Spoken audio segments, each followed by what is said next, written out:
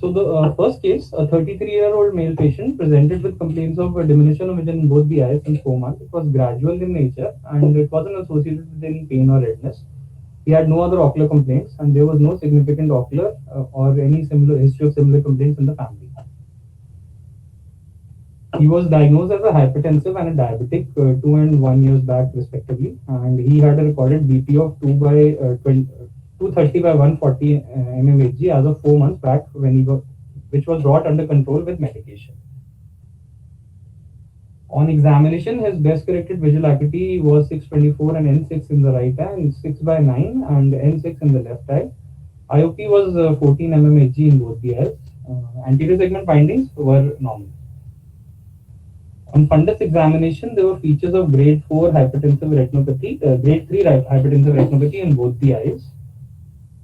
This is a photo of the fundus photo of the right eye showing resolved disc edema, macular scar, retinal hemorrhages and cortical spots along with the narrowing of the arteries. So the optus of the right eye showing confirms the changes which are confined to the posterior pole.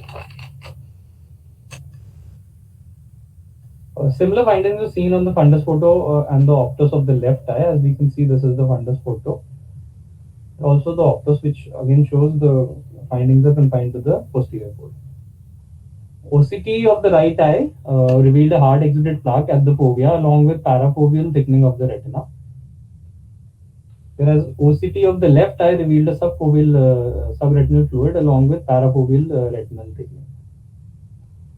So in terms of management for this patient, the patient was reassured, referred to be under the care of a physician for management of blood pressure and have regular follow-ups for monitoring the regression of hypertensive retinopathy. So this patient was managed conservatively.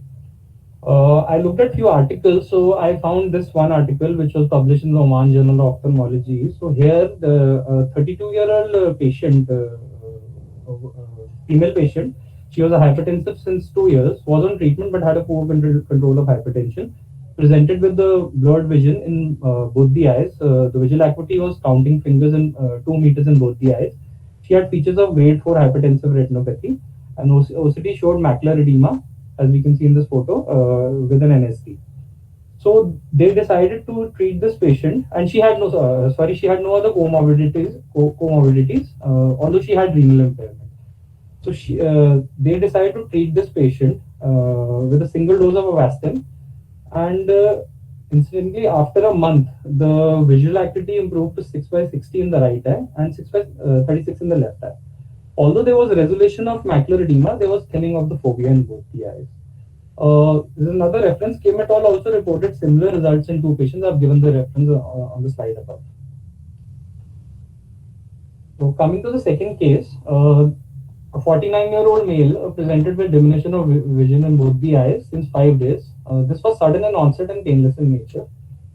He had no other ocular complaints. Also, there wasn't any significant ocular or family history. So past medical history, patient is a known hypertensive since 3 years. He was on medication, but recently he stopped on his own. So the recorded BP on the day of examination was 240 by 160 millimeters of mercury. On examination, the vision in both the eyes was nil perception of light. Pupils were dilated, mid-dilated, and not reacting to light. IOP in both the eyes was 10 mmHg. Rest of the anterior segment findings were normal. So on fundus examination, there was gross edema of the discs along with retinal hemorrhage and cortical spots were seen in both the eyes. So this is a picture of the optic disc showing gross optic disc edema, peripapillary hemorrhages, retinal hemorrhage, and surrounded by cotton wool spots. So the left eye had a similar picture. So the optus of the both eyes showed the changes confined to the posterior pole, and as we can see, we see mid-periphery hemorrhages along with peripapillary disc hemorrhages along with cotton wool spots at the posterior pole. Similar was seen in the left eye. So the patient underwent had the following investigations done, which CT brain showed the features of intracranial hemorrhage, and MRI had showed acute intraventricular hemorrhages in the lateral ventricles. Patient had a normal MR venogram though. So this patient was advised to be under the care of a treating neurologist and for the management of systemic conditions. So I'll be discussing briefly about the associated conditions of hypertension, pathophysiology, and the classification, and a little bit of the management of hypertensive retinopathy. So coming to the associated conditions, commonly these can be vein or arterial occlusions, also non-arthritic ischemic optic neuropathy. Hypertension can also cause accelerated progression of diabetic retinopathy. Coming to pathogenesis, basically three things play a role in pathogenesis of hypertensive retinopathy. These are vasoconstriction, arteriosclerotic changes, and increase in vascular permeability. So, due to elevated blood pressure, there is basically vasospasm and increase in the vasomotor tone. Clinically, this is seen as generalized or diffuse arteriolar narrowing. This is called the vasoconstrictive phase. The second phase, due to persistently elevated blood pressure, is the sclerotic phase, which pathologically manifests as intimal thickening, medial wall hyperplasia, and along with that, hyaline degeneration. Clinically, this can be seen as diffuse or focal retinal arterial narrowing, silver or copper wiring, which is the arterial wall opacification, and compression of veins, compression of the venules by structural changes in the arterioles, that is the AV crossing or AV netting changes. So the third stage, which is called the exudative stage, occurs due to chronically sustained high BP. The blood retinal barrier in this is disrupted. So due to that, pathological changes that this has is the necrosis of smooth muscles and endothelial cells, exudation of lipids and blood, and there is ischemia of the retinal nerve fiber layer, clinically resulting in microaneurysms, retinal hemorrhages, cotton wool spots, hard exudates, which are seen clinically. So a little bit about the AV crossing changes seen clinically. These are the Salus sign, Guns, and the Bonnet sign. Salus sign is basically nothing but deflection of the veins at the AV crossings, and Gun sign is basically tapering of the veins at the both ends of the AV crossing. Bonnet is nothing but banking of the vein distal to the AV crossing. So in this picture, we can see the two black arrows. In the superior temporal quadrant, we can see the Gun sign, which is tapering of veins at the AV crossing, and in the inferior nasal quadrant, we can see the Salus sign, that is the deflection of vein at right angles at the AV crossing. Talking about a little bit of classification, this was the first classification that was done in 1931 by Keith, Wagner, and Barker. So this basically grades hypertensive retinopathy into 4 grades. First grade includes the mild generalized retinal arteriolar narrowing. Second is the definite focal narrowing and arteriovenous snipping changes, as I already mentioned. Grade 3 includes signs of grade 2 plus retinal hemorrhages, exudates or cotton wool spots. And grade 4 is severe grade 3 changes along with papilledema. So recently Wong and Mitchell classification was there. This was made in 2004. So this grades hypertensive retinopathy into 3 grades basically. First one is mild, which has the following criteria. It could have one or more of the following signs, which is generalized arterial narrowing, focal narrowing, AV nicking changes, or arterial wall opacities. Second one is the moderate. This could also have one of the following signs. These are retinal hemorrhages, which could be dot and blot or flame shaped, microaneurysms, cotton wool spot, and hard exudates.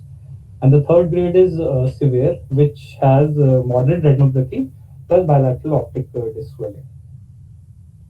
There is another classification called the Sheets classification. So this grades it into 5. Stage 0 is basically diagnosis of hypertension, but no visible changes in the retina. And stage 1 is again a diffuse arterial narrowing, but no focal constriction. Stage 2 is more pronounced arterial narrowing with focal constriction, and stage 3 includes focal and diffuse narrowing with retinal hemorrhages. Stage 4 has this thing, stage 3 plus hard exudates, retinal and optic disc edema. So coming to the management, basically from our side, we just have to manage this thing. We have to document the fundus, and we only manage hypertensive retinopathy conservatively. So for mild HR, BP control with regular monitoring should be enough, along with this thing. follow-ups. And for moderate hypertensive retinopathy, referral to a physician is important to exclude other associated factors like diabetes or cardiovascular abnormality. And for severe hypertensive retinopathy, it requires an urgent treatment and referral, especially renal and cardiovascular systems and brain need to be monitored for signs of target organ damage. These are my acknowledgements to the following people, and thank you for this. Nicely presented, Arjan. Now, I would like to say that these two cases have little bit of peculiarity. In the first case, the patient had a neurosensory detachment. Neurosensory detachment occur, which need not be treated with any anti-VEGF agents or anything, because it is because of the RP pump that is not functioning, which will recover on its own when the blood pressure is controlled. But the question arises wherein when the patient has some other comorbidity along with hypertensive retinopathy. For example, the first case, the patient also had diabetes for the past 1 year. So now the question, in case of mixed retinopathy, the question arises whether to treat that or to wait and watch. We'll first control the BP, wait for the neurosensory detachment to resolve on its own. If it doesn't, then even after control of BP, then we associate it with the other comorbidity such as diabetes and then treat it accordingly. And in the second case, the Optos images that were shown had artifacts. Those black things that we saw were artifacts. So that was actually present in the fundus. And the patient presented with NPL. NPL in a case of hypertensive retinopathy, it has not been much reported. Patient presenting with severe visual loss, having PL, and then recovering after the hypertension is controlled has been reported in literature. But with NPL is not much reported. And if at all it has to be explained, it can be explained only in way of ischemic optic neuropathy due to severe ischemia following hypertension. So these are two peculiar cases that we could find out. Yeah. So very well presented and nice cases and good discussion by Raaja. So there is a question by Dr. MPB and Janani that why there was NPL in both the eyes in this patient. So it's a little bit difficult to say what exactly was the reason for the NPL. But this patient was also a chronic alcoholic, and he also gave history of some alcohol consumption the night before this loss of vision. But the alcohol which he was taking was the regular, his regular dose. So even when questioning, there was no, there was no history of any illicit liquor consumption or anything like that. But it was a regular alcohol which he used to drink. But he was a chronic alcoholic and he did consume some alcohol before the onset of this NPL. But my question is that, my thinking is that he had a very severe disc edema. The discs were like popping out like popcorn in the eye. So with such a disc edema, could there be a possibility of the central retinal artery being compressed by the disc edema itself and causing a loss of vision? Whether that can be, because the CRA is already a compromised one because of the hypertension, and top of that, this severe disc edema, whether it could cause kind of compression and lead to NPL. Ganesh, because there are a couple of cases before somebody drank sanitizer because he saw more than 70% alcohol and have lost light perception.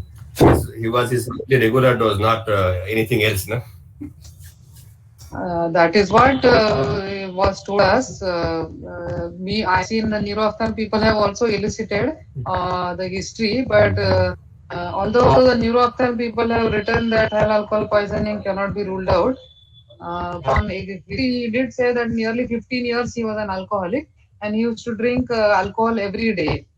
Ma'am, central retinal artery as such occlusion because of a disc edema is a little unlikely, because then we would have to expect that the perfusion pressure was very low in the central retinal artery.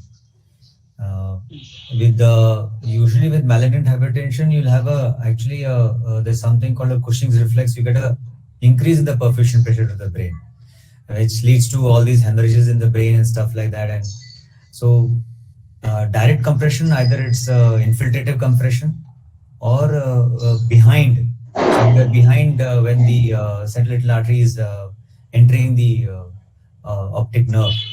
But directly entering the at the scleral canal is little unlikely. So it could be due to the ischemia of the optic nerve head itself, which is quite possible. Maybe when the edema comes down, we might see some pupillary reaction and some recurrence of vision, but very unusual to have NPL. Yeah, Janani, a comment on your comment. Central retinal artery occlusion itself will not cause no light perception, because no light perception, you require closure of both the ciliary as well as the retinal circulation. So no light perception would indicate either an ophthalmic artery occlusion or a severe ischemia. So basically that's what I wanted to say. And it is possible that the intracranial hemorrhage may have contributed to some extent to the no light perception as well. Because I think he did mention that there was some intracranial hemorrhage. That is also a possibility. Yes, ma'am. Another point was made by during the VRSI presentations, which was we have seen it clinically as well, as that when you have a mixed retinopathy picture, especially when you have that is diabetes as well as hypertension in a that is coexisting in a patient, and you see a lot of hemorrhages, hard exudates, cotton wool spots, and we label it as a macular edema secondary to diabetes will not be really right. Usually there'll be a component of hypertension involved in that. So generally you will see if it is a hypertensive, predominantly hypertensive reason for edema, they'll usually be seen in the nasal or in the papillomacular bundle area of the thing, with the hard exudates more often around the nerve and at the nasal fovea. That in such a case, I think before you jump to anti-VEGF, it's better to get a physician consult and look for any severely fluctuating blood pressure, control that, and then reassess the patient and then think of anti-VEGF injections then. We did touch upon the use of anti-VEGF. So what would, Arjun, do you think would be your indication of giving anti-VEGF in hypertensive retinopathy? Because generally it is a self-limiting thing. It does resolve on its own. So would you think of something, or you came across, actually we also have a publication from SN regarding use of anti-VEGF in hypertensive retinopathy.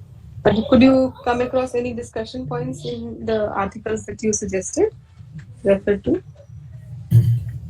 Ma'am, I can think of if there are associated conditions such as vein occlusions with that, and also if we bring the blood pressure under control and still the edema doesn't resolve, then maybe we can try an anti-VEGF.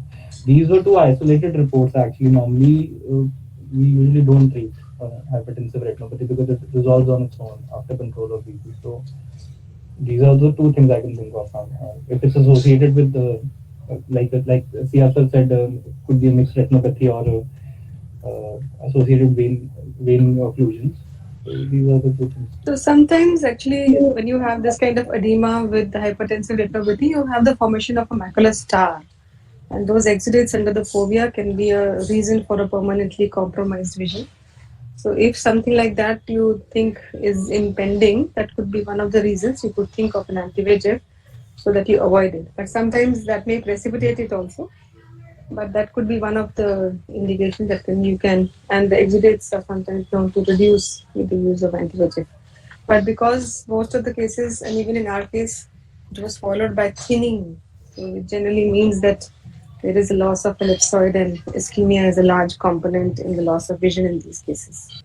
Another thing that I've noticed is that many of these patients, when we send them in the acute phase to the physician and they come back afterwards, we actually see sometimes new blood vessels on the nerve and around it.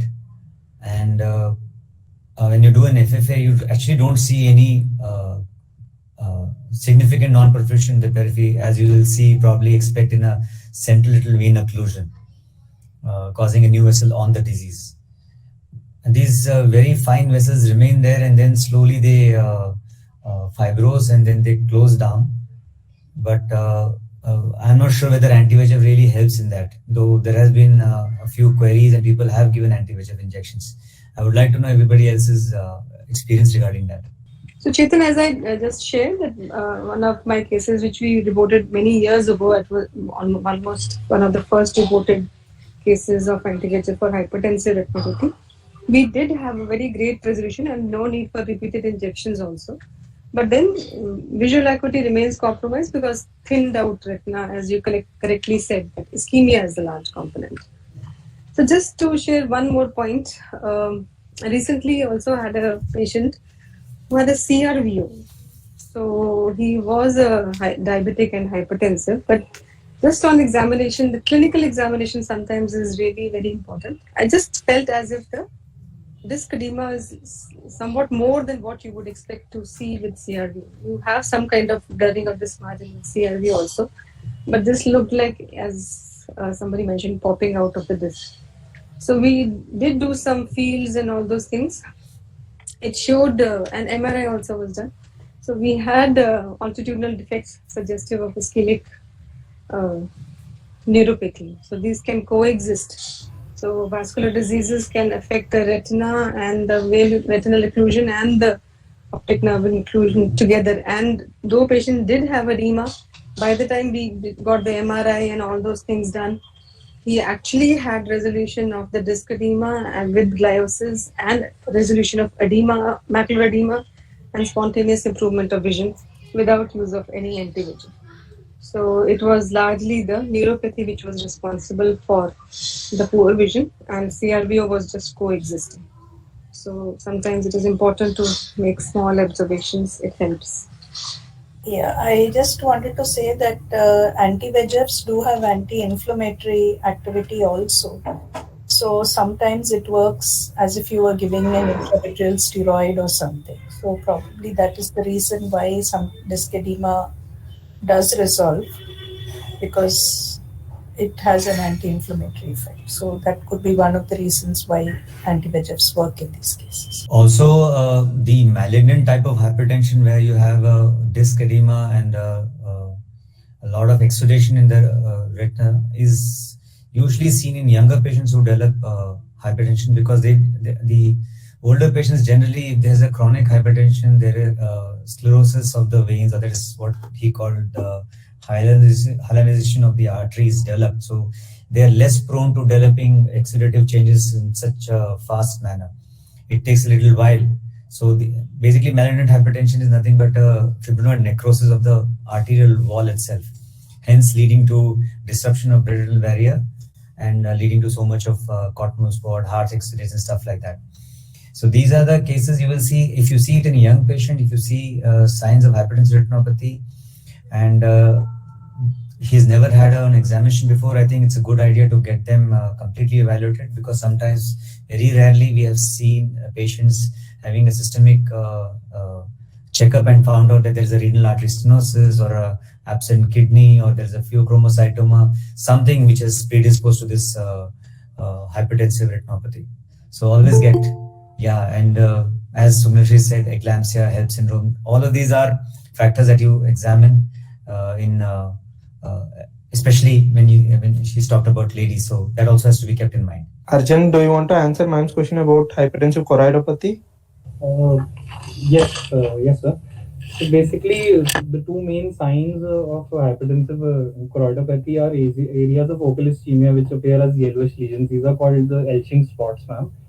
And another one is the appearance of linear hyperpigmented streaks along the underlying choroidal artery, called the secret streaks. These are the two main signs.